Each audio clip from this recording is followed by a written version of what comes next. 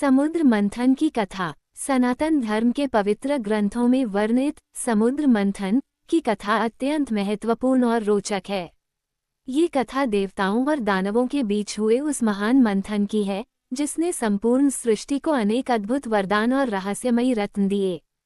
जब असुरों और देवताओं के बीच लगातार युद्ध होने लगे और देवता अपनी शक्तियां खोने लगे, तब अमृत प्राप्ति ही उनके उद्धार का एकमात्र उपाय माना गया।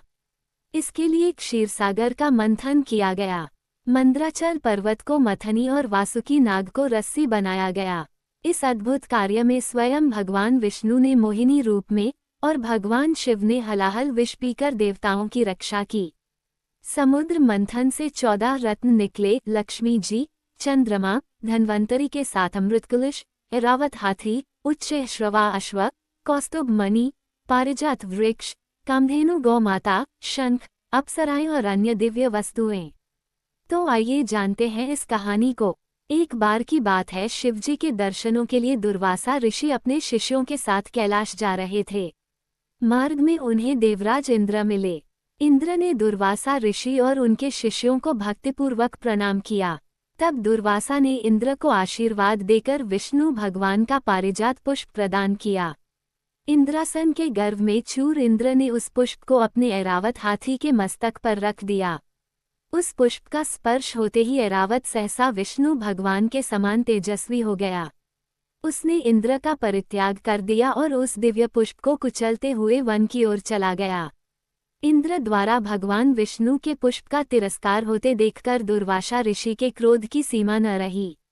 उन्होंने देवराज इंद्र को श्री लक्ष्मी से हीन हो जाने का शाप दे दिया।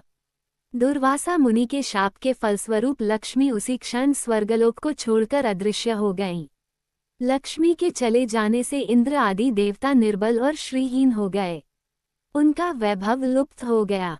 इंद्र को बलहीन जानकर दैत्यों ने स्वर्ग पर आक्रमण कर दिया और देवगण को पराजित करके स्वर्ग के राज्य पर अपनी परचम फहरा दिया।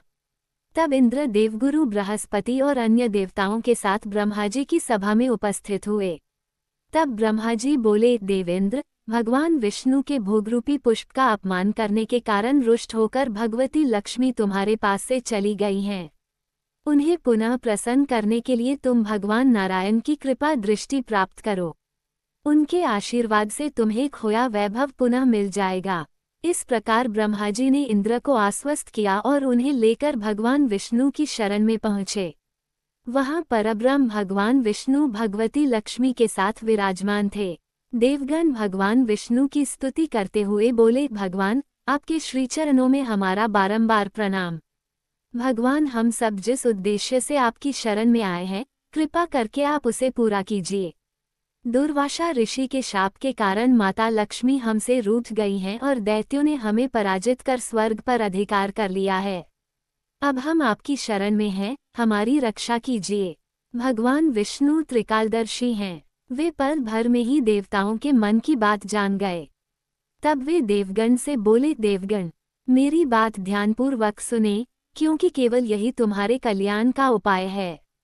दैत्यों पर इस समयकाल की विशेष कृपा है, इसलिए जब तक तुम्हारे उत्कर्ष और दैत्यों के पतन का समय नहीं आता, तब तक तुम उनसे संधि कर लो। क्षीरसागर के गर्भ में अनेक दिव्य पदार्थों के साथ साथ अमृत भी छिपा है। उसे पीने वाले के सामने मृत्यु भी पराजित हो जाती है। इसके लिए तुम्हें समुद्र मंथन करना होगा। ये कार्य अत्यंत दुष्कर है, अतः इस कार्य में दैत्यों से सहायता लो। कूटनीति भी यही कहती है कि आवश्यकता पड़ने पर शत्रुओं को भी मित्र बना लेना चाहिए। तत्पश्चात अमृत पीकर अमर हो जाओ, तब दुष्ट दैत्य भी तुम्हारा अहित नहीं कर सकेंगे। देवगण वे जो शर्त रखें, उसे स्वीकार कर लें। ये बात याद रखें कि शांति से सभी कार्य बन जाते हैं, क्रोध करने से कुछ नहीं होता।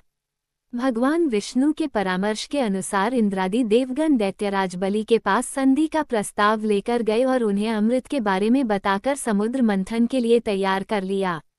समुद्र मंथन के लिए समुद्र में मंद्राचल को स्थापित कर वासुकी नाग को रस्सी बनाया गया। तत्पश्चात दोनों पक्ष अमृत प्राप्ति के लिए समुद्र मंथन करने लगे। अमृत पाने की इच्छा से सभी बड़े जोश और वेग से मंथन कर रहे थे। सहसा तभी समुद्र में से कालकूट नामक भयंकर विष निकला। उस विष की अग्नि से 10 दिशाएं जलने लगीं। समस्त प्राणियों में हाहाकार मच गया। उस विष की ज्वाला से सभी देवता तथा दैत्य जलने लगे और उनकी कांति फीकी पड़ने लगी। इस पर सभी ने मिलकर भगवान शंकर की प्रार्थना की। उनकी प्रार्थना पर महादेव जी उस विष को हथेली पर रखकर उसे पी गए, किंतु उसे कंठ से नीचे नहीं उतरने दिया। उस कालकूट विष के प्रभाव से शिव जी का कंठ नीला पड़ गया। इसीलिए महादेव जी को नीलकंठ कहते हैं। उनकी हथेली से थोड़ा सा विष पृथ्वी पर टपक गया था, जिसे सांप, बिच्छू आदि विषैले जंतुओं ने ग्रहण कर लिया। विष को शंकर भगवान के द्वारा पान कर लेने के पश्चात फिर से समुद्र मंथन प्रारंभ हुआ। दूसरा रत्न कामधेनु गाय निकली, जिसे ऋषियों ने रख लिया। फिर उच्चैश्रवा घोड़ा निकला, जिसे दैत्यराज बलि ने रख लिया। उसके बाद ऐरावत हाथी निकला, जिसे देवराज इंद्र ने ग्रहण किया। ऐरावत के पश्चात कौस्तुभमणि समुद्र से निकली, उसे विष्णु भगवान ने रख लिया। फिर कल्पद्रुम निकला और रंभा नामक अप्सरा निकली। इन दोनों को देवलोक में रख लिया गया। आगे फिर समुद्र को मथने से लक्ष्मी जी निकली। लक्ष्मी जी ने स्वयं ही भगवान विष्णु को वर लिया। उसके बाद कन्या के रूप में वारुणी प्रकट हुई, जिसे दैत्यों ने ग्रहण किया। फिर एक के पश्चात एक चंद्रमा, पारिजात वृक्ष तथा शंख निकले और अंत में धन्वंतरी वैद्य अमृत का घट लेकर प्रकट हुए।